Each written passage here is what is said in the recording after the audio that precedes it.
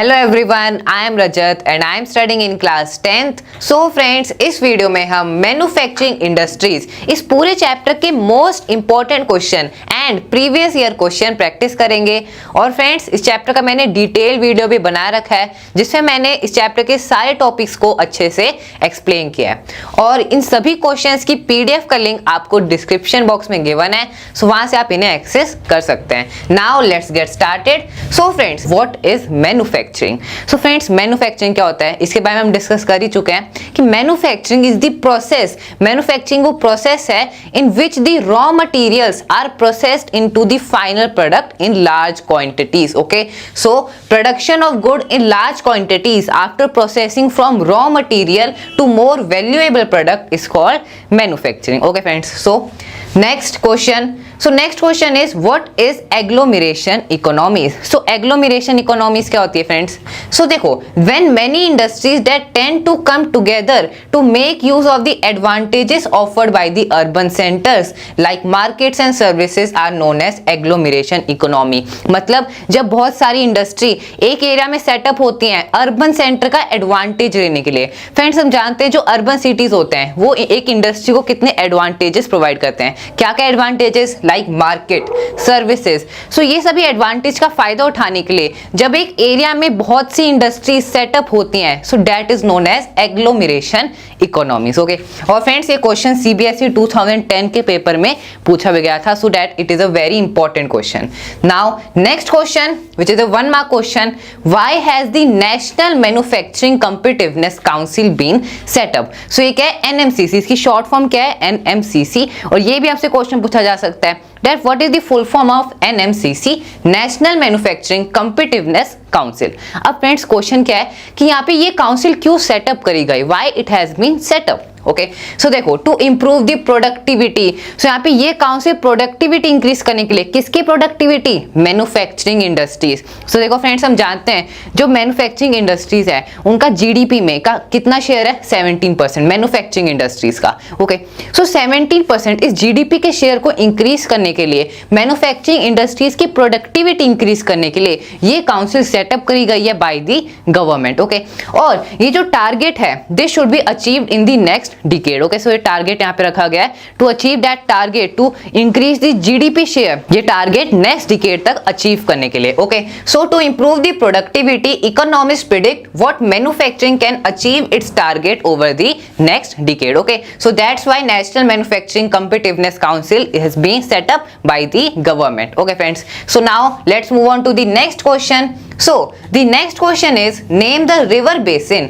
where jute industries are concentrated in India। So ये भी एक 1 मार्क क्वेश्चन है। So ये क्वेश्चन आपसे क्या पूछ रहा है फ्रेंड्स कि ये जो जूट इंडस्ट्रीज हैं वो कौन से रिवर बेसिन पर यहाँ पे सेटअप करी गई हैं? कहाँ पे, कौन से रिवर बेसिन पर यहाँ पे जूट इंडस्ट्रीज का ज्यादा कंसंट्रेशन है इंडिया में? ओके, सो देखो, तो the river basin where jute industries are concentrated in India is Hooghly river basin. So Hooghly river basin कहाँ पे? वेस्ट बंगाल रीजन में। ओके, सो इस बेसिन में ज्यादा जूट इंडस्ट्रीज क्या है? सेटअप्ड है and they are concentrated in the Hooghly river basin. अब फ्रेंड्स, इसका क्या रीजन है? Why the jute industry is concentrated in the Hooghly river basin? So देखो फ्रेंड्स, इसके बहुत से रीजंस हैं।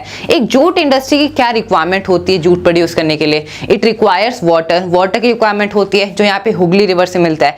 And other reason is labour की रिक्वायरमेंट। फ्रेंड्स, हम जानते हैं इस रीजन में बहुत चीप लेबर मिलता है जिसकी वजह से ये भी क्या है? एक फैक्टर है जिसकी वजह से हुगली रिवर बेसिन में जूट इंडस्ट्री का ज्यादा कंसंट्रेशन है। ओके, सो फ्रेंड्स, एक क्वेश्चन से बहुत से डिफरेंट टाइप ऑफ क्वेश्चन बन सकते हैं। जैसे यहाँ पे क्वेश्चन था कि कौन से रिवर बेसिन में यहाँ पे ज्यादा जूट इंडस्ट्री का कंसंट्रेशन है। अब यहाँ पे क्वेश्चन ये भी बन सकता है कि why jute industry are concentrated in the Hooghly river basin. So इसके बारे में भी हमने डिस्कस कर लिया। Now let's move forward. So अब बात करते हैं next 1 mark question which is the name the region which has the maximum concentration of iron and steel industry. So वो कौन सा रीजन है इंडिया में जिसमें आयरन एंड स्टील इंडस्ट्रीज का ज्यादा कंसंट्रेशन है? जैसे जूट इंडस्ट्री का कंसंट्रेशन ज्यादा है हुगली रिवर बेसिन में, सो आयरन इंडस्ट्री का कहाँ पे? आयरन एंड स्टील इंडस्ट्रीज का। सो देखते हैं friends, Chota Nagpur region in Jharkhand has the maximum concentration of iron and steel industry. So जो छोटा नागपुर रीजन है झारखंड एंड वेस्ट बंगाल के रीजन में, यहाँ पे ज्यादा आयरन एंड स्टील इंडस्ट्रीज का कंसंट्रेशन है।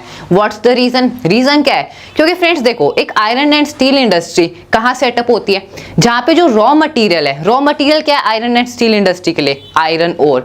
सो जितना रॉ मटेरियल पास होगा, और अगर हम इंडस्ट्री रॉ मटेरियल के पास सेटअप करेंगे, सो इससे ट्रांसपोर्टेशन के चार्जेस भी क्या होंगे? कम होंगे। क्योंकि फ्रेंड्स हम जानते हैं जो रॉ मटेरियल है आयरन ओर, वो बहुत ज्यादा हैवी है। सो यहाँ पे हैवी मटेरियल को ट्रांसपोर्ट करने के चार्जेस भी ज्यादा आएंगे। दैट्स व्हाई यहाँ पे आयरन एंड स्टील इंडस्ट्री को रॉ मटेरियल के पास सेटअप किया जाता है। ओके, सो यहाँ पे दैट्स व्हाई छोटा नागपुर रीजन में रॉ मटेरियल इजीली अवेलेबल है, जिसकी वजह से यहाँ पे आयरन एंड स्टील इंडस्ट्री का ज्यादा कंसंट्रेशन है। So friends, iron and steel industry की और क्या क्या रिक्वायरमेंट्स होती है? एक तो है रॉ मटेरियल। रॉ मटेरियल क्या है? Iron ore. और फ्रेंड्स यहाँ पे कोल की भी रिक्वायरमेंट होती है। कोल की क्यों रिक्वायरमेंट होती है? क्योंकि देखो, जो आयरन ओर होता है उसे मेल्ट करना होता है, मेल्ट करने पर फिर वो आयरन बनता है। सो यहाँ पे कोल की भी रिक्वायरमेंट है, आयरन ओर की भी, लाइमस्टोन की भी रिक्वायरमेंट है, मैंगनीज की, मतलब स्मॉल अमाउंट में इनकी requirement. Okay, so that's why जहां पर ये सभी रॉ मटेरियल इजीली अवेलेबल हो, वहां पे ये इंडस्ट्री सेटअप की जाती है। ओके, सो दैट्स व्हाई छोटा नागपुर रीजन में ज्यादा iron and steel industries setup है। ओके, और फ्रेंड्स अब इस क्वेश्चन से, ये क्वेश्चन और भी डिफरेंट वे से हमसे पूछा जा सकता है, that why iron and steel industry are concentrated in the Chota Nagpur reason. इसके क्या क्या रीजन है वो हमने डिस्कस कर लिए। और यहाँ पे और भी कोई क्वेश्चन पूछा जा सकता है, that why iron and steel industry are not setup in the south India, why they are not setup in the north India. So this question can come. Okay, अगर हमें यहाँ पे पता है कि आयरन एंड स्टील इंडस्ट्री कहाँ setup की जाती है, so we can easily answer those questions. Okay friends, now let's move on. So the next question, this is a 3-mark question. So the question is, analyze the role of manufacturing industries in the economic development of India. So friends, यहाँ पे हमें manufacturing industries का role बताना है economic development of India. So एक देश की development, उसकी इकोनॉमिक डेवलपमेंट, यहाँ पे मैन्युफैक्चरिंग इंडस्ट्रीज का उसमें क्या कंट्रीब्यूशन है, उनका यहाँ पे क्या रोल है, वो हमें यहाँ पे इसका आंसर बताना है। ओके, सो फ्रेंड्स देखो, manufacturing sector is considered as the backbone of economic development of a country because of the following reasons. So किसी भी कंट्री की इकोनॉमिक डेवलपमेंट, उसकी बैकबोन क्या है? Manufacturing industries. Okay, so they play a very vital role in the economic development of a country.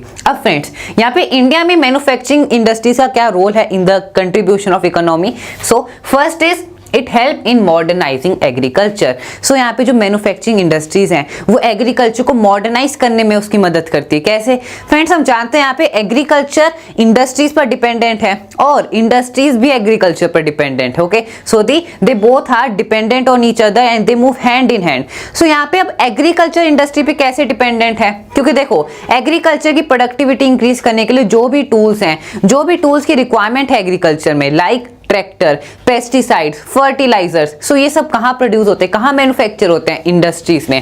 That's why यहाँ पे industries help in modernising agriculture.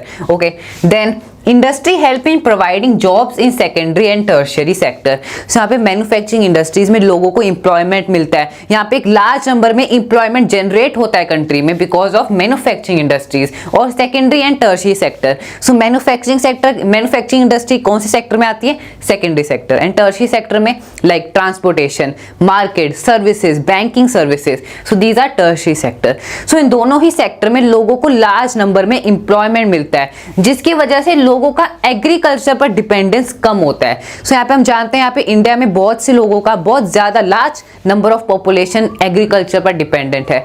So यहाँ पे एग्रीकल्चर पर डिपेंडेंसी कम करने के लिए यहाँ पे जो मैन्युफैक्चरिंग इंडस्ट्री है वो एक टाइप का अल्टरनेटिव है लोगों के लिए। Okay, for employment. Then it reduces the burden of employment on agriculture and thus reduce poverty. So friends, जैसा कि अभी हमने डिस्कस किया कि यहाँ पे एग्रीकल्चर, मैन्युफैक्चरिंग इंडस्ट्रीज में लोगों को एम्प्लॉयमेंट मिलता है, जिसकी वजह से एग्रीकल्चर पर डिपेंडेंसी कम होती है, रिड्यूस होती है। Okay, then It brings down the regional disparities by establishing industries in the tribal and backward areas.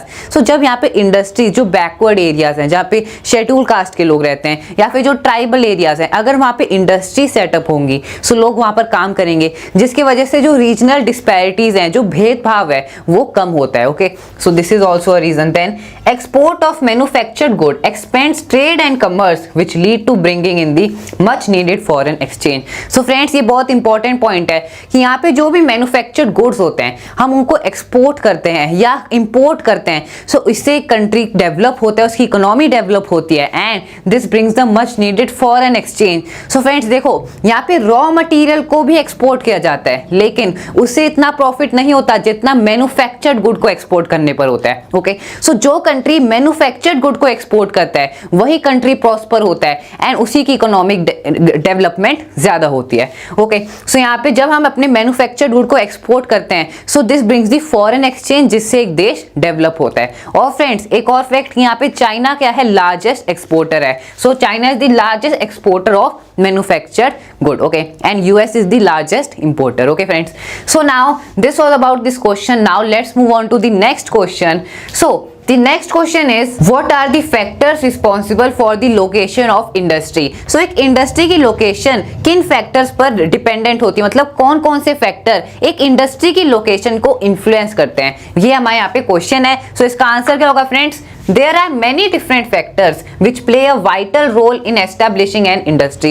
So बहुत से फैक्टर हैं जो एक इंडस्ट्री की लोकेशन को डिटरमाइन करते हैं, they play a vital role in the location of a industry. Some of the factors responsible are availability of raw material, labor, capital, power and market. So ये कुछ यहाँ पे मेजर, यहाँ पे क्या है, मेजर फैक्टर्स हैं। First is raw material. So यहाँ पे देखो फ्रेंड्स, इंडस्ट्री रॉ मटेरियल के जितने पास सेटअप होगी उतना ही ट्रांसपोर्टेशन का खर्चा कम आएगा। ओके, सो ये एक बहुत इंपॉर्टेंट फैक्टर है रॉ मटेरियल। जैसे कुछ इंडस्ट्रीज के लिए रॉ मटेरियल ज्यादा इंपॉर्टेंट है, जैसे एग्जाम्पल हो सकता है iron and steel industry. Okay, जैसे sugar cane industry, sugar industry. So यहाँ पे जो रॉ मटेरियल है, जैसे आयरन एंड स्टील इंडस्ट्री के लिए रॉ मटेरियल है iron ore. So iron ore यहाँ पे जितना पास माइन होगा, जहाँ पे माइनिंग की साइट्स जितनी पास होगी इंडस्ट्री के, उतना ही ट्रांसपोर्टेशन का चार्ज कम आएगा। वैसे same in the case of sugar industry. Okay, then next factor is labour. So friends देखो, लेबर जितना चीप होगा, जितना सस्ता लेबर होगा, जितना स्किल्ड लेबर होगा, ये क्या है, बहुत बड़ा एडवांटेज है to a industry. Then capital, capital मतलब मनी। सो ऑब्वियसली यहाँ पे मनी की रिक्वायरमेंट है किसी भी इंफ्रास्ट्रक्चर को डेवलप करने के लिए, मैन्युफैक्चरिंग इंडस्ट्री सेटअप करने के लिए, रॉ मटेरियल को परचेज करने के लिए, फाइनल गुड मैन्युफैक्चर करने के लिए, या फिर उन्हें मार्केट में ट्रांसपोर्ट करने के लिए। सो इन सभी प्रोसेसेस में कैपिटल की रिक्वायरमेंट है। Okay, so this is a very important factor. Then power. So power मतलब जो इलेक्ट्रिक सप्लाई है, अगर यहाँ पे इलेक्ट्रिक सप्लाई कांस्टेंट है, यहाँ पे इरेटिक सप्लाई नहीं है, so this is also very important factor. Then market. So friends जो मार्केट मतलब जहाँ पे जो फिनिश्ड गुड को ट्रांसपोर्ट किया जाता है, जहाँ पे उस फिनिश्ड गुड की सेल होती है। सो मार्केट जितना नियर होगा ऑब्वियसली ट्रांसपोर्टेशन चार्जेस कम आएंगे। Okay, so friends these are some important factors which are responsible for the location of a industry. Okay, now let's move on. So the next question is describe any three major problems faced by the cotton textile industry in India. So जो cotton textile industry है जो India में, वो क्या क्या problems face करती है। Okay, so friends हम जानते हैं यहाँ पे textile industry one of the largest industry है इंडिया में, और यहाँ पे बहुत से लोगों को employment मिलता है। Okay, so this is the largest industry in India. And friends first textile industry, first cotton textile industry कहाँ सेटअप हुई थी, मुंबई में in the year 1854. Okay, so this is also very important factor that the first cotton textile mill was set up in Mumbai in the year 1854. अब friends question पे आते हैं। So question पूछ रहा है that describe any three major problem. सो यहाँ पे तीन मेजर प्रॉब्लम हमने बतानी है जो कॉटन टेक्सटाइल इंडस्ट्री इंडिया में फेस करती है। Okay, so the first is the following are the major problems faced by the cotton textile industry. First erratic power supply. So हम जानते हैं फ्रेंड्स पावर एक बहुत इंपॉर्टेंट फैक्टर है। अगर यहाँ पे जो पावर सप्लाई, अगर इलेक्ट्रिक सप्लाई अगर इरेटिक होगा, मतलब कभी इलेक्ट्रिसिटी आ रही है कभी जा रही है, सो ये यहाँ पे जो भी मतलब मैन्युफैक्चरिंग इंडस्ट्री है उसकी यहाँ पे जो भी वर्किंग को अफेक्ट करता है। Okay, then machinery need to be upgraded in the weaving and processing section in particular. So यहाँ पे जो मशीनरी है, जो मशीन्स की रिक्वायरमेंट है वीविंग के लिए। सो फ्रेंड्स देखो यहाँ पे बहुत से प्रोसेसेस होते हैं टेक्सटाइल मैन्युफैक्चरिंग में। सो देखो जैसे स्पिनिंग होता है, वीविंग होता है, और यहाँ पे स्पिनिंग के प्रोसेस में तो हमारे पास मशीन्स अवेलेबल है इंडिया पर। स्पिनिंग में इंडिया मतलब जो यार्न प्रोड्यूस होता है, जो धागा बनता है, उसमें इंडिया नंबर 1 है। लेकिन जो वीविंग सेक्टर है, मतलब जहां पे ये यार्न प्रोड्यूस होता है, वहां पे उस सेक्टर को यहाँ पे डेवलप करने की जरूरत है, मशीनरी को अपग्रेड करने की जरूरत है। ओके, तो तब यहाँ पे लिखा है वीविंग और प्रोसेसिंग सेक्शन में पर्टिकुलरली यहाँ पे मशीनरी को अपग्रेड करने की जरूरत है। Okay, then low output of labour. So labour का लो आउटपुट है, मतलब जो लेबर अगर वो सही से काम करेंगे, सो यहाँ पे ऑब्वियसली जो आउटपुट है वो ज्यादा होगा। So this is also factor responsible for the major problem faced by the cotton textile industry. Then stiff competition with the synthetic fibre industry. So synthetic fibre industry मतलब फ्रेंड्स, सिंथेटिक फाइबर क्या होता है? जो man made fibre होता है, जो artificial fibre होता है। सो यहाँ पे जो सिंथेटिक फाइबर इंडस्ट्री है, उसके साथ यहाँ पे कॉटन टेक्सटाइल इंडस्ट्री का कॉम्पिटिशन है। कैसे? क्योंकि देखो, कॉटन टेक्सटाइल इंडस्ट्री एक एग्रो बेस्ड इंडस्ट्री है, जबकि सिंथेटिक फाइबर इंडस्ट्री एक आर्टिफिशियल इंडस्ट्री है। ओके, सो दैट्स व्हाई यहाँ पे सिंथेटिक फाइबर इंडस्ट्री भी क्या है, इसके साथ स्टिफ कॉम्पिटिशन है of the cotton textile industry. Okay, so these are some 3 major problems, यहाँ पे 4 रीजंस है, okay, faced by the cotton textile industry in India. Friends, this was also 3 mark question, और ये क्वेश्चन सीबीएसई 2017 में पूछा भी गया था इन दी एग्जाम्स। ओके, और फ्रेंड्स यहाँ पे इस क्वेश्चन से रिलेटेड, अभी यहाँ पे इस क्वेश्चन में तो हमसे पूछा गया था कि कॉटन टेक्सटाइल इंडस्ट्री क्या प्रॉब्लम्स फेस करती है। ऐसी और भी बहुत से क्वेश्चन बन सकते हैं, जैसे what are describe any 3 major problems faced by the iron and steel industry. So iron and steel industry क्या क्या प्रॉब्लम्स फेस करती है, या फिर जूट टेक्सटाइल इंडस्ट्री क्या प्रॉब्लम्स फेस करती है, शुगर इंडस्ट्री क्या प्रॉब्लम्स फेस करती है। ओके, सो एक क्वेश्चन को अलग अलग तरीकों से पूछा जा सकता है, so you should be ready with the answers. Okay friends, now let's move forward. So the next question is, so this is also 3 mark question, how do industries pollute air, explain the effects of air pollution. So यहाँ पे friends 2 question पूछे गए हैं। First is how do industry pollute air, so industries कैसे air को pollute कर रही हैं, और यहाँ पे एयर पोल्यूशन के क्या क्या इफेक्ट हैं। सो यहाँ पे इन दोनों का हमें आंसर करना है। फ्रेंड्स, हम जानते हैं कि इंडस्ट्रीज कितने टाइप का पोल्यूशन करती है, air pollution, land pollution, water pollution, thermal pollution and sound pollution. Okay, so 5 type का पोल्यूशन यहाँ पे हमें एनसीईआरटी में दिया गया है। Okay, so industry cause different type of pollution, land, air, water, sound and thermal. So first point, air pollution is caused by the release of undesirable gases and smoke like sulphur dioxide and carbon monoxide. So यहाँ पे air pollution कैसे होता है, जब industry से undesirable gases जो harmful है human beings के लिए, लिविंग ऑर्गेनिजम्स के लिए, जब ये हार्मफुल गैसेस लार्ज अमाउंट में रिलीज होती हैं, harmful gases for example sulphur dioxide, carbon monoxide. Okay, so जब ये harmful gases in large amount जब ये रिलीज की जाती हैं बाय द इंडस्ट्रीज, सो इसे हम कहते हैं air pollution by the industries. Then second, यहाँ पे airborne particulate matter like dust, spray, mist and smoke cause air pollution. So यहाँ पे जो एयर पोल्यूटेंट होते हैं वो सॉलिड भी हो सकते हैं, लिक्विड फॉर्म में भी हो सकते हैं, गैस फॉर्म में भी हो सकते हैं, जैसे dust, spray, mist and smoke. Okay, so ये भी क्या करते हैं, एयर पोल्यूशन कॉज करते हैं। Third, smoke is emitted from chemical and paper mills, brick kilns and refineries, smelting plants. So यहाँ पे इंडस्ट्रीज का एग्जांपल दिया गया है। सो ये इंडस्ट्रीज एयर पोल्यूशन में बहुत ज्यादा कंट्रीब्यूट करती हैं, क्योंकि इनसे बहुत से harmful material, harmful gases release होती हैं, जैसे पेपर इंडस्ट्री, जैसे ब्रिक किल्न्स, जो चिमनी से यहाँ पे हार्मफुल गैसेस प्रोड्यूस होती हैं। ओके, सो यहाँ पे ये क्या फ्रेंड्स, ये है different types of pollution caused by the industry. So यहाँ पे इंडस्ट्रीज एयर पोल्यूशन कैसे करती है, यहाँ पे 3 पॉइंट्स में डिस्कस्ड है। अब यहाँ पे सेकंड क्या है, explain the effect of air pollution. So air pollution के क्या क्या इफेक्ट हैं। So air pollution adversely affects human health, plant and animal. In human beings air pollution can cause respiratory problems like smoke in the atmosphere cause respiratory problems. So यहाँ पे जो air pollution है वो सभी living organisms के लिए harmful है, चाहे वो ह्यूमन बीइंग्स हो, चाहे यहाँ पे वो कोई भी एनिमल हो या प्लांट हो, इन सब के लिए एयर पोल्यूशन बहुत ज्यादा हार्मफुल है। और यहाँ पे स्पेसिफिकली अगर हम ह्यूमन बीइंग्स की बात करें, सो ह्यूमन बीइंग्स से यहाँ पे एयर पोल्यूशन से रेस्पिरेटरी प्रॉब्लम्स होती हैं लाइक अस्थमा। ओके, सो ये सभी डिजीजेस एयर पोल्यूशन की वजह से ह्यूमंस में होती है। And smoke in the atmosphere cause respiratory problems. So friends, ये सभी these are the how industry pollute air, और यहाँ पे एयर पोल्यूशन के क्या क्या इफेक्ट्स हैं। सो हमने ये सब डिस्कस कर लिया। Now friends, let's move forward. So next 3 mark question is, classify industry on the basis of source of raw material and how are they different from each other. So friends, यहाँ पे question हमसे पूछ रहा है कि industry को classify करो किसके बेसिस पर, सोर्स ऑफ रॉ मटेरियल, मतलब वो रॉ मटेरियल का सोर्स क्या है, वो रॉ मटेरियल कहाँ से आ रहा है। सो अगर वो इंडस्ट्री रॉ मटेरियल एग्रीकल्चर से ले रही है, सो ऐसी इंडस्ट्री को हम कहते हैं एग्रो बेस्ड इंडस्ट्री, मतलब वो इंडस्ट्री जो अपने रॉ मटेरियल के लिए एग्रीकल्चर पर डिपेंडेंट है। और यहाँ पे सेकेंड टाइप क्या है, मिनरल बेस्ड इंडस्ट्री, वो इंडस्ट्री जो मिनरल्स का यूज करके, जो minerals as a raw material use करती हैं। Okay, so they are mineral based industry, जैसे for example iron and steel industry. और एग्रो बेस्ड इंडस्ट्री का एग्जांपल है शुगर इंडस्ट्री, या फिर और भी एग्जांपल हो सकते हैं like in this paper industry. Okay, so these are agro based industry. Then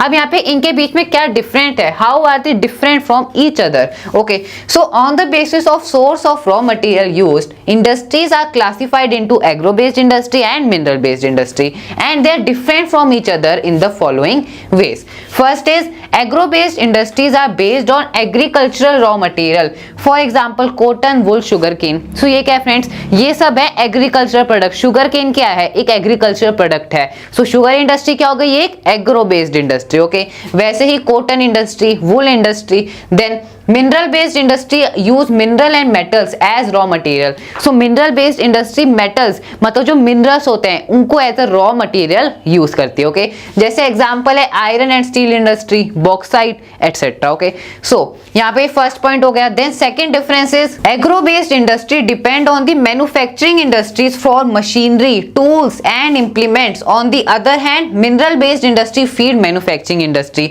so देखो फ्रेंड्स, जो एग्रो बेस्ड इंडस्ट्री है दे आर मतलब जो सबसे बेसिक है, जैसे टेक्सटाइल इंडस्ट्री क्या है, एक एग्रो बेस्ड इंडस्ट्री है। Okay, so they depend on the manufacturing industry for machinery. जैसे हम जानते हैं कि जो टेक्सटाइल इंडस्ट्री है वो मिनरल बेस्ड इंडस्ट्री पर डिपेंडेंट है, किसके लिए, मशीन्स के लिए। क्योंकि देखो हम जानते हैं जो मशीन्स हैं वो ज्यादातर मिनरल्स की बनती है, आयरन की बनती हैं। सो क्या हुआ यहाँ पे, जो एग्रो बेस्ड इंडस्ट्री है वो iron and steel, mineral based industries पर डिपेंडेंट है for raw materials. Okay, so and on the other hand mineral based industry feed manufacturing industry. अब यहाँ पे एग्रो बेस्ड इंडस्ट्री को तो वो डिपेंडेंट है दूसरी इंडस्ट्री पर, मिनरल बेस्ड इंडस्ट्री पर, जबकि मिनरल बेस्ड इंडस्ट्री दूसरी इंडस्ट्री को रॉ मटेरियल सप्लाई करती है। ओके, सो इसीलिए जैसे हम आयरन एंड स्टील इंडस्ट्री क्या है, एक बेसिक इंडस्ट्री है, मतलब ऐसी इंडस्ट्री जो वो मटेरियल वो प्रोडक्ट्स को मैन्युफैक्चर करे जो दूसरी इंडस्ट्रीज के लिए रॉ मटेरियल है। ओके, सो जैसे आयरन एंड स्टील इंडस्ट्री क्या मैन्युफैक्चर करती है, आयरन। ओके, सो आयरन क्या है, दूसरी इंडस्ट्रीज के लिए रॉ मटेरियल है, जैसे फॉर एग्जांपल टेक्सटाइल इंडस्ट्री या फिर कोई ऐसी इंडस्ट्री जो आयरन टूल्स बनाती है, साइकिल, ट्रैक्टर्स। सो इन सब के लिए आयरन एंड स्टील इंडस्ट्री क्या है, एक बेसिक इंडस्ट्री है। ओके, सो यहाँ पे ये क्या है friends, this is the difference between agro based and mineral based industry. अब फ्रेंड्स यहाँ पे ये जो दोनों टाइप ऑफ इंडस्ट्री है ये किसके बेसिस पर इनका क्लासिफिकेशन हुआ है, on the basis of source of raw material. अब ये और भी बेसिस पर हो सकता है, जैसे for example on the basis of weight of raw material, मतलब उस रॉ मटेरियल का वेट कितना है। सो उसके बेसिस पर दो टाइप्स की होती हैं, heavy industry and light industry. ऐसे ही on the basis of ownership, private industry, public sector industries, joint sector industry and cooperative sector industry. Okay, और भी बेसिस के टाइप्स हो सकते हैं, जैसे फॉर एग्जांपल यहाँ पे on the basis of capital investment, मतलब उस इंडस्ट्री को सेटअप करने के लिए कितना पैसा लगाया गया है, on the basis of capital investment. Okay, so वो कितने टाइप्स होते हैं, small scale industry and large scale industry. Okay, so friends ये डिफरेंट बेसिस पर हमसे यहाँ पे क्वेश्चन पूछा जा सकता है, दैट वो classify industry on the basis of the weight of raw material. Okay, so यहाँ पे हमें सबका पता होना चाहिए। Okay, now let's move forward. So अब बात करते हैं अबाउट द 5 मार्क क्वेश्चन, मतलब long answer question. Okay, so the first 5 mark question is explain any 2 main challenges faced by the jute industry in India and explain any 3 main objective of national jute policy. So friends देखो अभी हमने question discuss किया था in the short answer question कि what are the problems faced by the cotton textile industry. अब यहाँ पे question क्या आ गया, what are the problems main challenges faced by the jute industry. Okay, so देखो यहाँ पे क्वेश्चन कैसे अलग अलग ढंग से हमसे पूछा जा सकता है। अब यहाँ पे जूट इंडस्ट्री है, ऐसी कोई दूसरी इंडस्ट्री आ सकती है like iron and steel industry या फिर sugar industry. Okay, so we should be prepared with it. Now explain any 3 main objective of national jute policy. Okay, so इसका आंसर क्या होगा, the following are the challenges faced by the jute industry in India. First, stiff competition from synthetic substitutes in the international market. So जो market है, जो international market है, उसमें जो synthetic industries है, मतलब जो आर्टिफिशियल इंडस्ट्रीज हैं, जो आर्टिफिशियल फाइबर को मैन्युफैक्चर मैन्युफैक्चर करती हैं, उसके साथ यहाँ पे बहुत स्टिफ कंपटीशन है, क्योंकि जूट इंडस्ट्री भी क्या है फ्रेंड्स, ये भी एक एग्रो बेस्ड इंडस्ट्री है। जैसे कॉटन टेक्सटाइल इंडस्ट्री भी एक एग्रो बेस्ड इंडस्ट्री थी, उसका भी कंपटीशन था सिंथेटिक सब्स्टिट्यूट्स के साथ, वैसे ही in the case of jute industry. Okay, then competition from other jute good producing countries like Bangladesh, Philippines, Thailand, Egypt and Brazil. So जो दूसरी jute producing countries हैं like Bangladesh क्या है, largest exporter है jute का. Okay, so this is also very important factor. The largest exporter of jute product is Bangladesh और second number पर आता है India. So यहाँ पे क्या हो गया, competition हो गया यहाँ पे दूसरे countries के साथ. Okay, so this is also a challenge faced. Then The following are the objective of national jute policy. So इस क्वेश्चन का फर्स्ट पार्ट हमने हो गया, दो ऑब्जेक्टिव बताए, दो चैलेंजेस बताने थे of the jute industry. Okay, अब यहाँ पे हमें तीन ऑब्जेक्टिव बताने national jute policy. So national jute policy क्या है फ्रेंड्स, ये पॉलिसी है बाय द गवर्नमेंट, ताकि यहाँ पे इंडिया में जूट का प्रोडक्शन इंक्रीज हो सके, जूट इंडस्ट्री और डेवलप हो सके. Okay, so the national jute policy, इसके तीन ऑब्जेक्टिव हैं. First, making the use of jute packaging mandatory to increase the internal demand of jute. So यहाँ पे जो जूट इंडस्ट्री है उसको और ज्यादा यूज करना, मतलब जूट पैकेजिंग का यूज करना, जो भी प्रोडक्ट्स हैं उसे उसका जूट का यूज करके उन्हें पैक करना, जिससे यहाँ पे जूट इंडस्ट्री भी डेवलप हो सके, उसके भी प्रोडक्ट्स का यूज हो सके. Okay, and increasing the internal demand for jute. So obviously अगर यहाँ पे पैकेजिंग जूट को यूज करके होगी, सो इससे जूट की डिमांड बढ़ेगी, इसकी डिमांड इंक्रीज होगी. Okay, then ensuring good prices to the jute farmers. So यहाँ पे जो जूट फार्मर्स है, मतलब जो यहाँ पे जूट ग्रो करते हैं, उनको अच्छा प्राइस मिलना, मतलब अगर वो जूट सेल करें सो उन्हें अच्छा प्राइस मिलना, सो तभी तो वो जूट ग्रो करेंगे. So okay, so this is also very big factor. Then enhancing the yield per hectare. Okay, so यहाँ पे ऑब्वियसली पर हेक्टेयर यहाँ पे कितना उसको, मतलब कितनी कमाई हो रही है एक फार्मर की. Okay, so this also should be increase, ताकि जूट प्रोडक्शन इंक्रीज हो सके कंट्री में. Okay, so friends these were some three objective of national jute policy. और हमने इस क्वेश्चन के बारे में भी डिस्कस कर लिया, इसका आंसर डिस्कस कर लिया, एंड ऐसे ही इस क्वेश्चन को और भी कैसे अलग अलग ढंग से पूछा जा सकता है उसके बारे में भी हमने स्टार्टिंग में डिस्कस कर लिया. Okay, now let's move forward. So अब बात करते हैं another 5 mark question, which is explain the contribution of textile industry in the Indian economy. So friends अब हम डिस्कस करेंगे कि टेक्सटाइल इंडस्ट्री का इंडियन इकोनॉमी में क्या कंट्रीब्यूशन है. ओके, सो देखो हम जानते हैं कि मैन्युफैक्चरिंग इंडस्ट्रीज का इंडियन इकोनॉमी में बहुत ज्यादा मेजर कंट्रीब्यूशन है, और टेक्सटाइल इंडस्ट्रीज में नंबर 1 पर आती है. मतलब जितनी भी मैन्युफैक्चरिंग इंडस्ट्रीज हैं उसमें ज्यादा कंट्रीब्यूट कौन करती है इकोनॉमी में, टेक्सटाइल इंडस्ट्री. क्यों? क्योंकि इसके बहुत से रीजंस हैं, उसके बारे में अब हम डिस्कस करेंगे. Okay, so the following is the contribution of textile industry to the Indian economy.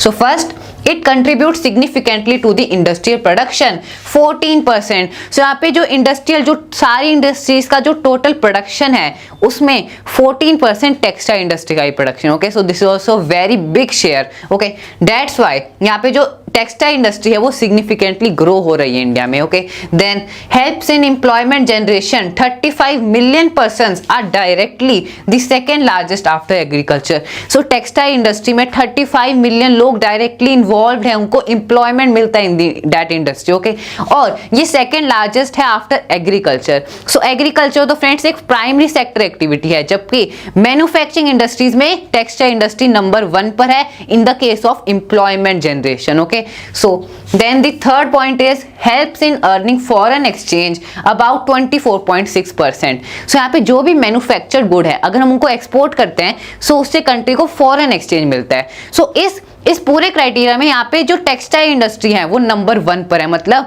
जो हम टेक्सटाइल गुड को एक्सपोर्ट करते हैं उससे यहाँ पे बहुत ज्यादा फॉरेन एक्सचेंज मिलता है टू दी कंट्री. ओके, और वो कितना है 24.6%. ओके, सो लगभग 25% जो फॉरेन एक्सचेंज है वो टेक्सटाइल इंडस्ट्रीज की वजह से इंडिया को मिलता है. Okay, then it contributes 4% to the GDP. So जो टेक्सटाइल इंडस्ट्री है वो 4% जीडीपी में उसका शेयर है, और हम जानते हैं फ्रेंड्स सारी मैन्युफैक्चरिंग इंडस्ट्रीज का टोटल कितना शेयर है 17%, और उस 17% में से 4% textile industry. Okay, so this is also very big share in the GDP. Then this industry is self reliant and complete in the value chain from the raw material to the highest value added product. So यहाँ पे जो textile industry है वो खुद पर dependent है, self reliant है, मतलब आत्मनिर्भर है. सो यहाँ पे वो किसी दूसरी इंडस्ट्री पर डिपेंडेंट नहीं है. जो कॉटन टेक्सटाइल इंडस्ट्री है, जो जूट टेक्सटाइल इंडस्ट्री है, सॉरी, वो एग्रीकल्चर पर डिपेंडेंट है, जो जहाँ पे जूट ग्रोथ है, so it is directly dependent on the agriculture, on the farmers. Okay, so that's why it is a self reliant industry. So friends, these are the contribution of textile industry in Indian economy. Now let's move forward. So अब बात करते हैं another 5 mark question which is suggest any 5 measure to control the industrial pollution in India. So friends, हमें 5 major बताने हैं, मतलब ऐसे 5 major जो इंडस्ट्रीज ले ताकि हाँ वो इंडस्ट्रियल पोल्यूशन को डिक्रीज कर सकें. जो इंडस्ट्रीज की वजह से जो पोल्यूशन होता है, एयर पोल्यूशन होता है, वाटर पोल्यूशन होता है, लैंड पोल्यूशन होता है, ताकि वो डिक्रीज हो सके. सो क्या क्या स्टेप्स ले सकते हैं, हमें यहाँ पे 5 स्टेप्स बताने हैं. Okay, so the following are the measure to control the industrial pollution in India. First, minimising the use of water for processing by reusing and recycling it in 2 और मोर सक्सेसिव स्टेजेस. सो जो water की requirement होती है industry में, उसे कम करना, और जो भी वाटर यूज किया है उसे रीयूज करना, उसे रिसाइकल करना. ऐसा नहीं कि उसे एक बार यूज कर लिया, उसे फेंक दिया, उसे मतलब वापस यूज नहीं किया, ऐसा नहीं. यहाँ पे उसे रीयूज करना चाहिए, उसे रिसाइकल करना चाहिए, ताकि वाटर को ज्यादा वेस्ट ना किया जाए और उसे रीयूज किया जाए. Okay, and harvesting of rain water to meet water requirement. So जो वाटर रिक्वायरमेंट है इंडस्ट्री की, उसे मीट करने के लिए वाटर को हार्वेस्ट करना चाहिए, मतलब जो रेन वाटर है उसको सेव करना चाहिए. ओके, इसे हम कहते हैं harvesting. Okay, then treating hot water and effluents before releasing them into the rivers and ponds. So यहाँ पे इंडस्ट्रीज द्वारा जो भी हार्मफुल मटेरियल रिलीज किए जाते हैं, उनको यहाँ पे डायरेक्टली वाटर बॉडीज में रिलीज नहीं करना चाहिए. उसे सबसे पहले ट्रीट करना चाहिए, then only it should be release. So अगर यहाँ पे डायरेक्टली रिलीज कर देंगे, सो वाटर भी इससे पल्यूट होगा. Okay, so this is also factor which should be kept in mind while releasing the harmful effluents in the water bodies. Okay, smoke can be reduced by using oil और gas instead of coal in factories. So friends देखो, यहाँ पे जब factories में कोल का use होता है, जैसे आयरन इंडस्ट्री में कोल का यूज होता है for burning iron and or. सो यहाँ पे अगर कोल का यूज होता है तो बहुत ज्यादा पोल्यूशन होता है इसकी वजह से, और इसके जगह अल्टरनेटिव क्या है, कोल की जगह अल्टरनेटिव है ऑयल या गैस. सो ऑयल और गैस का यूज से थोड़ा कम पोल्यूशन होता है as compare to the coal. Okay, so then next यहाँ पे क्या मेजर ले सकते हैं, machinery and equipment can be used and generator should be fitted with silencer. Friends, हम जानते हैं जो भी मशीन्स होती है इंडस्ट्री में, उससे बहुत ज्यादा नॉइस प्रोड्यूस होती है. सो उस नॉइस को डिक्रीज करने के लिए इंडस्ट्रीज को साइलेंसर्स का यूज करना चाहिए, ताकि नॉइस रिड्यूस हो सके और कम डिस्टर्बेंस हो. Okay, so these are some steps industries can take to reduce the industrial pollution in India. Okay, so यहाँ पे हमने एयर पोल्यूशन के बारे में भी डिस्कस किया, वाटर पोल्यूशन के बारे में डिस्कस किया कि कैसे हम वाटर पोल्यूशन को रिड्यूस कर सकते हैं, and also we discussed about noise pollution. So friends, from this question we came to an end to our this session, जिसमें हमने मैन्युफैक्चरिंग इंडस्ट्रीज के most important question and previous year question discuss करे. I hope आपको ये सारे question अच्छे से clear हो गए हैं, और अगर आपको किसी भी क्वेश्चन में कोई भी डाउट है, सो मुझे कमेंट बॉक्स में जरूर बताना. So that's all for this video. Thanks for watching.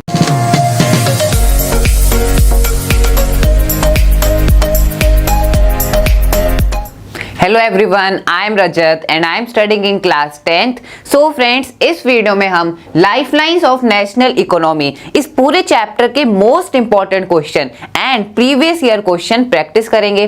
Friends, मैंने इस चैप्टर का डिटेल वीडियो भी बना रखा है, और इन सभी क्वेश्चंस की पीडीएफ का लिंक आपको डिस्क्रिप्शन बॉक्स में गिवन है. सो वहां से आप इन्हें एक्सेस कर सकते हैं. Now let's get started. So first 3 mark question is, dense and efficient network of transport is a prerequisite for local and national development. Analyse the statement. So friends देखो, क्वेश्चन हमसे क्या पूछ रहा है. फ्रेंड्स, अगर आपने क्वेश्चन समझ लिया तो आप इजीली इसका आंसर फ्रेम कर सकते हो. Okay, so the question is asking, dense and efficient network of transport is a prerequisite. Prerequisite मतलब इंपॉर्टेंट है, इट इज नेसेसरी. सो एक कंट्री की डेवलपमेंट के लिए, for the local and national development, एक dense and efficient means of transport required है, वो एक प्री रिक्विजिट है. ओके, सो जैसे हम जानते हैं कि फ्रेंड्स, मैन्युफैक्चरिंग इंडस्ट्रीज एक देश की डेवलपमेंट में कितना इंपॉर्टेंट रोल प्ले करती है. सो ये हमने अपने पिछले चैप्टर में डिस्कस किया था. अब यहाँ पे वो जो मैन्युफैक्चर्ड गुड्स जो इंडस्ट्रीज बनाती हैं, वो किस रेट पर ट्रांसपोर्ट हो रहे हैं, डिमांड लोकेशन तक वो कितनी जल्दी ट्रांसपोर्ट हो रहे हैं. सो ये फैक्टर एक नेशन की डेवलपमेंट को डिटरमाइन करता है. सो यहाँ पे हमें इस स्टेटमेंट को एनालाइज करना है. सो देखो friends, efficient means of transport are a prerequisite for the fast development. So हम जानते हैं कि फास्ट डेवलपमेंट, एक कंट्री की इकोनॉमिक डेवलपमेंट के लिए ट्रांसपोर्ट, एक एफिशिएंट मींस ऑफ ट्रांसपोर्ट कितना ज्यादा इंपॉर्टेंट है। Okay, first is road connect distant areas and increase connectivity. So obviously road जो डिस्टेंट एरियाज है, मतलब जो दूर दराज के एरियाज है, उन्हें कनेक्ट करते हैं, जिसकी वजह से कनेक्टिविटी इंक्रीज होती है। जैसे कि हम जानते हैं फ्रेंड्स, बॉर्डर रोड्स, जो बॉर्डर एरियाज होते हैं, वहां पर रोड्स कंस्ट्रक्ट करना कितना मुश्किल है। सो बॉर्डर रोड्स क्या करते हैं, कनेक्टिविटी इंक्रीज करते हैं उस एरिया में, सिविलियंस के लिए भी और साथ साथ आर्म्ड फोर्सेस के लिए भी। Okay, then second point, transport of perishable goods become easier. सबसे पहले तो पेरिशेबल गुड्स क्या होते हैं फ्रेंड्स? पेरिशेबल गुड्स ऐसे गुड्स जो मतलब खराब हो जाते हैं, मतलब अगर वो उनको ज्यादा टाइम के लिए मतलब ऐसे रखा जाए सो खराब हो जाते हैं। जैसे हम जानते हैं फूड प्रोडक्ट्स होते हैं, सो ऐसे गुड्स को जो ट्रांसपोर्ट अगर फास्टर रेट पर किया जाए सो वो खराब नहीं होंगे, जैसे एयरवेज के थ्रू अगर ट्रांसपोर्ट किया जाए। Okay, so these goods are known as perishable goods. Then third point is rail transport helps in the movement of heavy goods. So obviously जो हैवी गुड्स हैं जैसे आयरन, सो आयरन को कैसे transport किया जाता है कंट्री के different parts तक? थ्रू रेलवेज, क्योंकि रेलवेज कैपेबल है हैवी गुड्स को ट्रांसपोर्ट करने के लिए। Okay friends, then fourth point is ports help in the import as well as the export of goods. Okay, so हम जानते हैं पोर्ट्स मतलब शिप्स के थ्रू गुड्स को एक्सपोर्ट किया जाता है दूसरी कंट्रीज तक और गुड्स को इंपोर्ट भी किया जाता है। ओके, सो पोर्ट्स, सो हमने पोर्ट्स के बारे में डिस्कस कर लिया। We discuss about rail transport, airways, roadways. Okay, so that's why एक कंट्री में अगर डेंस नेटवर्क होगा, अगर फास्ट मींस ऑफ ट्रांसपोर्ट होंगी, एफिशिएंट मींस ऑफ ट्रांसपोर्ट होगी, so that country will have a good economic development. Okay friends, so this was about this question. और friends ये question बहुत ज्यादा इंपॉर्टेंट है क्योंकि ये सीबीएसई द्वारा 2018 एंड 2015 बोर्ड एग्जाम्स में पूछा भी गया है। Okay, so this question is very important. So now let's move forward. So friends, next 3 mark question is explain any 3 features of the golden quadrilateral super highways। so friends, हम जानते हैं जो golden quadrilateral super highways है, मतलब जो दिल्ली जो quadrilateral shape में जो प्रोजेक्ट है, that is दिल्ली को किससे कनेक्ट करते हैं? कोलकाता, कोलकाता से चेन्नई, चेन्नई से मुंबई। ओके, सो ये क्वाड्रिलेटरल शेप बन जाती है। सो इस प्रोजेक्ट के हमें यहाँ पे 3 फीचर्स बताने हैं, स्टेट करने हैं। ओके, सो स्टार्ट करते हैं। The following are the features of the golden quadrilateral super highways.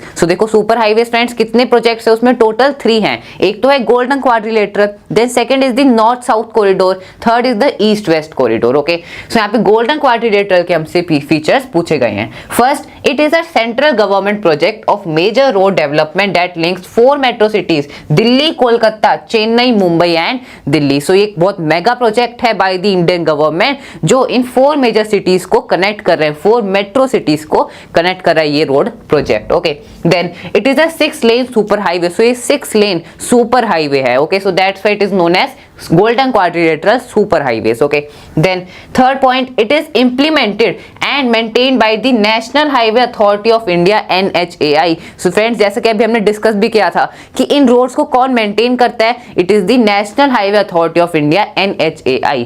Okay, for quick and comfortable movement of goods and passengers in India. So friends, हम जानते हैं जो 4 मेट्रो सिटीज हैं इनसे बहुत ज्यादा गुड्स का ट्रांसपोर्ट होता है। दैट्स व्हाई यहाँ पे ट्रांसपोर्टेशन को और इजियर करने के लिए, उसे और एफिशिएंट करने के लिए ये प्रोजेक्ट कंस्ट्रक्ट किया गया by the government. Okay, so this was the 3 features of the golden quadrilateral super highways. अब फ्रेंड्स ऐसे ही और क्वेश्चन क्या बन सकते हैं, that state any 3 features of the national highway या फिर स्टेट हाईवेज या फिर डिस्ट्रिक्ट रोड्स। ओके, सो ये सब हम डिस्कस कर ही चुके हैं। I have discussed about all of them in detail in my detailed video और यहाँ पे ऐसे हम इनके फीचर्स लिखेंगे। Now let's move forward towards the next 3 mark question which is explain the importance of border road. So friends, हम जानते हैं कि बॉर्डर रोड्स कितने ज्यादा इंपॉर्टेंट हैं। इंपॉर्टेंट तो हर एक रोड है, लेकिन बॉर्डर रोड स्ट्रेटेजिकली बहुत ज्यादा इंपॉर्टेंट है क्योंकि देखो वहां पे बॉर्डर एरियाज में जो सिविलियंस रहते हैं उनके लिए तो ये रोड्स इंपॉर्टेंट है ही, साथ साथ जो आर्म फोर्सेस हैं उनके ट्रांसपोर्टेशन के लिए भी, उनके भी ट्रांसपोर्ट करने के लिए भी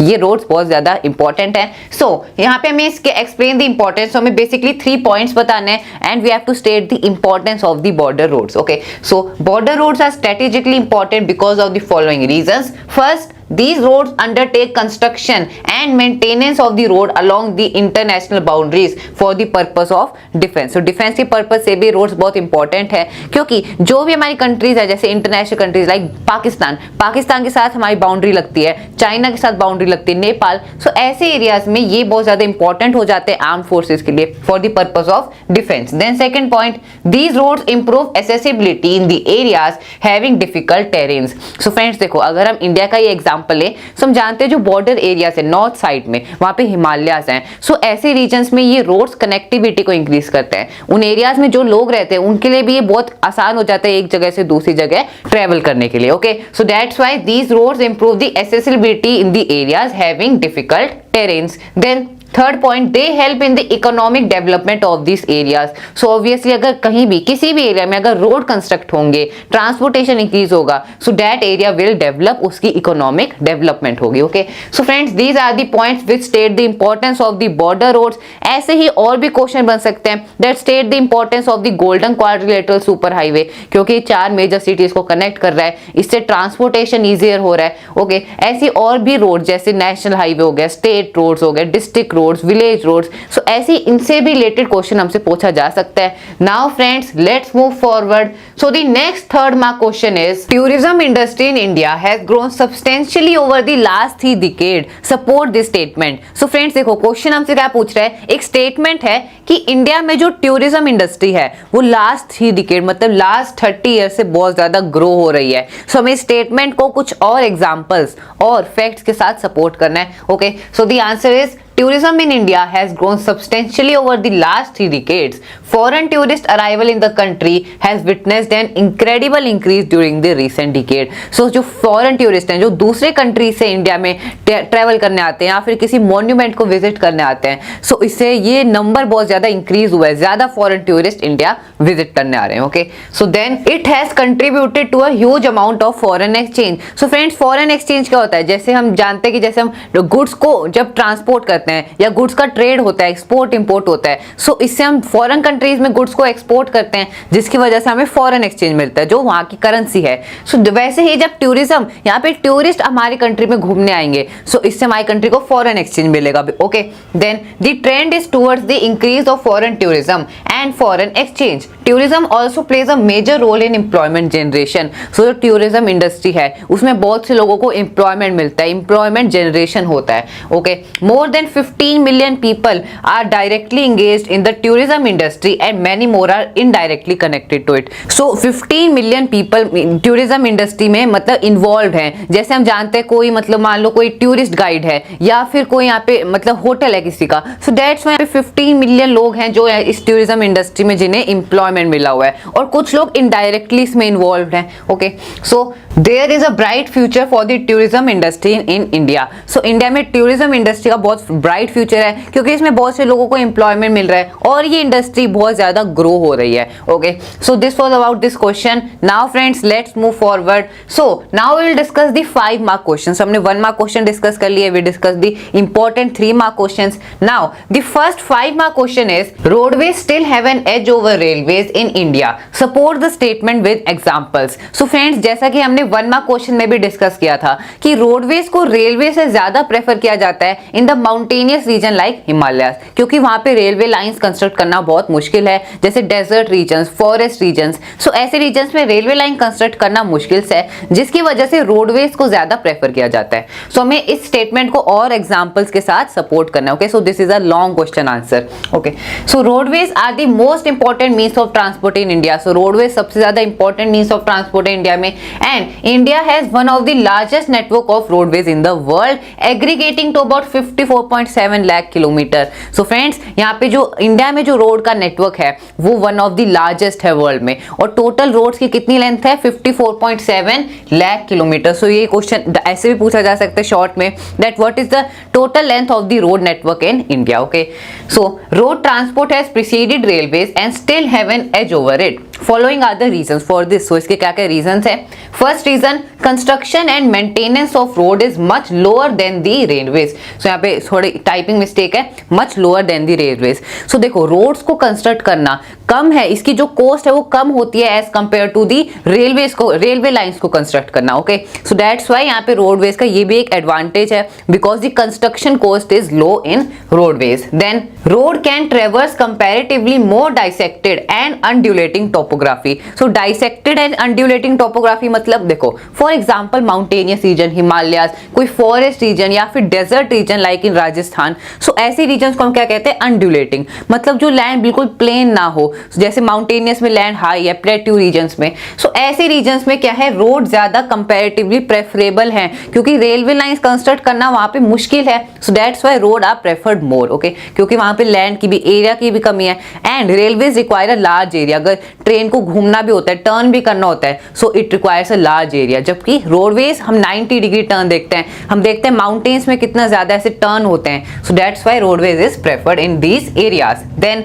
third reason, they can negotiate higher gradient or slope and can traverse mountainous regions such as the Himalayas. So this point is related to the second point. Then they can reach remote villages and hilly regions where railway track cannot be laid. So friends, जो roadways हैं, roadways जैसे door to door service provide करते हैं। Door to door service मतलब मान लो आपको अपने दोस्त के घर जाना है, सो आप डायरेक्टली रोडवेज के थ्रू उसके घर तक जा सकते हो। जबकि रेलवेज तो मेजर टाउन्स, मेजर सिटीज को कनेक्ट करते हैं। जैसे हर सिटी का एक मान लो रेलवे स्टेशन है, सो आप एक रेलवे स्टेशन है दूसरे रेलवे स्टेशन जाते हो, वहां पे आप अपने गुड्स को अनलोड लोड करते हो। सो दैट्स व्हाई ये बहुत हार्ड हो जाता है। जबकि रोडवेज को आप डायरेक्ट यहाँ पे अपने दोस्त के घर जा सकते हो। So they provide door to door service. Roads हर घर को कनेक्ट करते हैं, ओके, हर विलेज, हर स्मॉल टाउन को कनेक्ट करते हैं। Okay, that's why they can reach remote villages and hilly regions where railway tracks cannot be laid.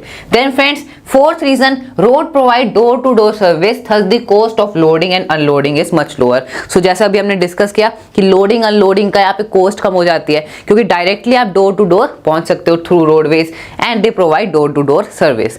So friends, these are the reasons why roadways have still have an edge over railways in India. Okay, so these are the reasons. Now friends, let's move forward towards the next 5 mark question, which is Indian Railway accelerates the economic life of the country as well as the development of industry and agriculture. Support the statement with examples. So friends, हम जानते हैं कि देखो अभी हमने किसके बारे में डिस्कस किया, रोडवेज के बारे में, कि रोडवेज कैसे यहाँ पे रेलवे से कई जगह ज्यादा प्रेफर की जाती हैं, लेकिन यहाँ पे रेलवेज भी फ्रेंड्स बहुत इंपॉर्टेंट मोड ऑफ ट्रांसपोर्ट है, क्योंकि हम जानते हैं जो हैवी गुड्स हैं जैसे आयरन, उनके ट्रांसपोर्टेशन के लिए, इंडस्ट्रीज के लिए रेलवे बहुत ज्यादा इंपॉर्टेंट है. साथ साथ जब लॉन्ग डिस्टेंस ट्रेवल करना होता है सो उसके लिए भी रेलवेज बहुत ज्यादा इंपॉर्टेंट है. ओके, सो हमें इस स्टेटमेंट को एग्जाम्पल के साथ इसे सपोर्ट करना है और इसको फैक्ट्स के साथ इस स्टेटमेंट का हमें यहाँ पे डिस्कस करना है. Okay, so Indian railways accelerate the economic life of the country as well as the development of industry and agriculture.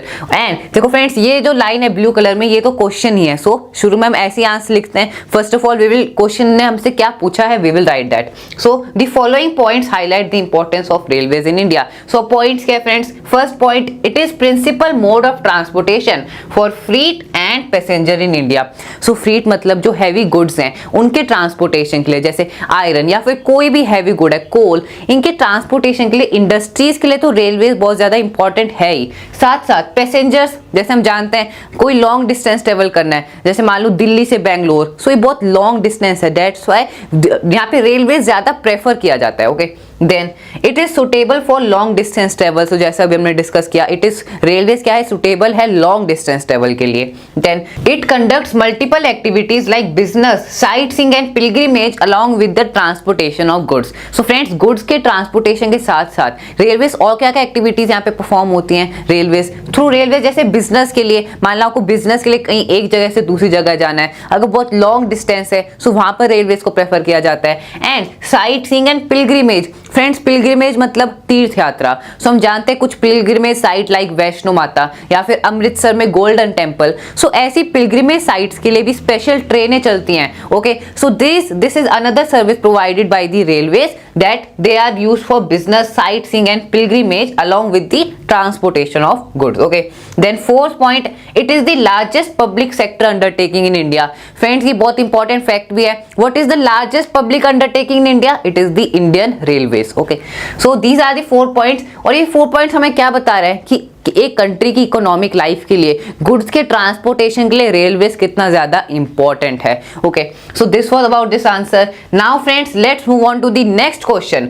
So next 5 mark question is the advancement of international trade of a country is an index of its economic development, justify the statement. So friends देखो, international trade क्या होता है? Trade क्या होता है friends? Trade मतलब goods का export होना या फिर गुड्स का इंपोर्ट होना. This is known as trade. Okay, अब यहाँ पे इंटरनेशनल ट्रेड क्या होता है फ्रेंड्स? एक कंट्री से दूसरे कंट्री जब गुड्स को एक्सपोर्ट या फिर इंपोर्ट किया जाता है, that is known as international trade. अब फ्रेंड्स यहाँ पे कंट्री के अंदर लोकल ट्रेड भी होता है, जैसे एक स्टेट से दूसरे स्टेट या फिर एक डिस्ट्रिक्ट से दूसरे डिस्ट्रिक्ट. सो ऐसे ट्रेड को हम क्या कहते हैं? लोकल ट्रेड, जो एक कंट्री के अंदर होता है. ओके, सो यहाँ पे इंटरनेशनल ट्रेड एक कंट्री की इकोनॉमिक डेवलपमेंट के लिए कितना इंपॉर्टेंट है, हमें इस स्टेटमेंट को जस्टिफाई करना है through examples and fact. Okay, so the answer will be the advancement of international trade of a country is an index of its economic development in the following ways.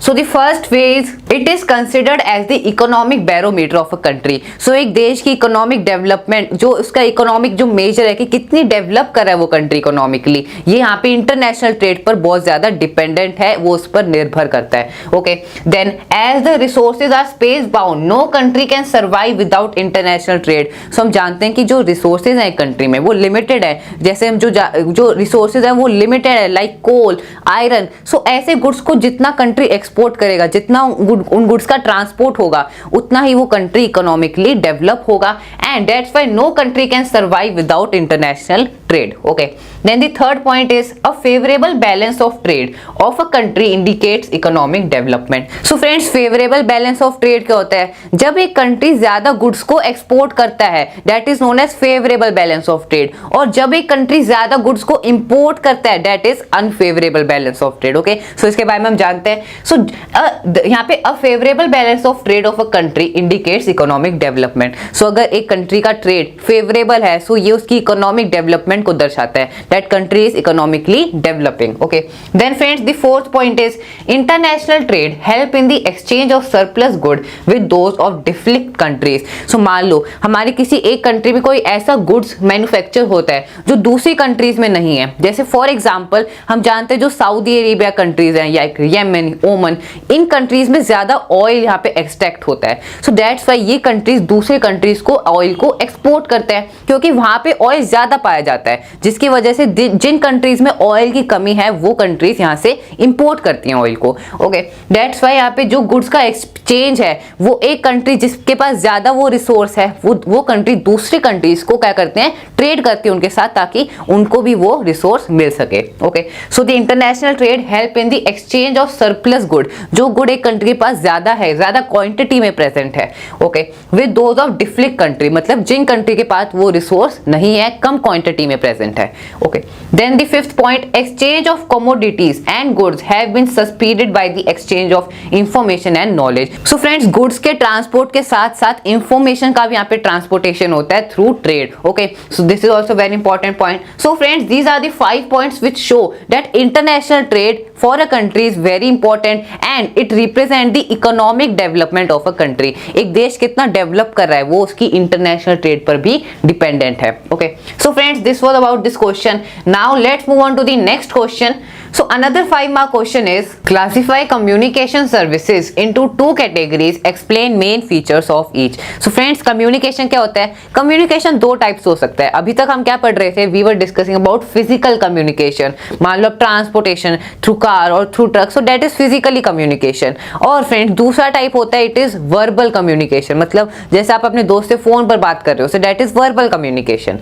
Okay, so ये friends ये verbal communication 2 types का होता है. So communication communication services can be classified into two categories, personal communication and mass communication. So नाम से clear हो रहा है, personal communication मतलब जब आप अपने दोस्त से बात कर रहे हो, so that is personal communication. mass communication मतलब for example जब आप टीवी पे न्यूज देखते हो, so जो एंकर है वो मतलब एक लार्ज ऑडियंस को मतलब कम्युनिकेट कर रहे हैं, so that is mass communication. जब एक लार्ज नंबर ऑफ पीपल को कम्युनिकेट किया जा रहा हो. Then main features of personal communication. So first one by one हम इन दोनों टाइप्स के बारे में डिस्कस करेंगे. We will discuss the difference between both of them. So it is the communication between person to person. In this communication only personal messages are exchange. So personal communication मतलब जब personally आप एक person से दूसरे person बात कर रहे हो, सो that is personal communication. Personal communication is done through mobile phones, letters, emails, postcard, etc. Okay, so then main feature of mass communication. So mass communication के क्या क्या main features है, कैसे होता है mass communication. So it is the communication among masses. It provides entertainment as well as awareness about various national programmes. So जब एक larger number of audience को कम्युनिकेट किया जा रहा हो, दैट इज मास कम्युनिकेशन. और ये किसके थ्रू होता है? Mass communication is done through radio, television, newspaper, magazines, books, films etcetera. Okay, हम जानते हैं जैसे टेलीविजन पर या फिर हम कोई फिल्म देखते हैं, so that is a type of mass communication. Okay, radios पर, books, films, these all are example of means through which mass communication occur. Okay, so friends, this was about this question. These are the two types of communication, which is the mass communication and personal communication. Now let's move on. So friends, from this question we came to an end to our session in which we discussed about the most important question and previous year question of the lifeline of national economy. So friends, अगर आपको किसी भी question में कोई भी doubt है, so मुझे comment box में जरूर बताना. So that's all for this video. Thanks for watching.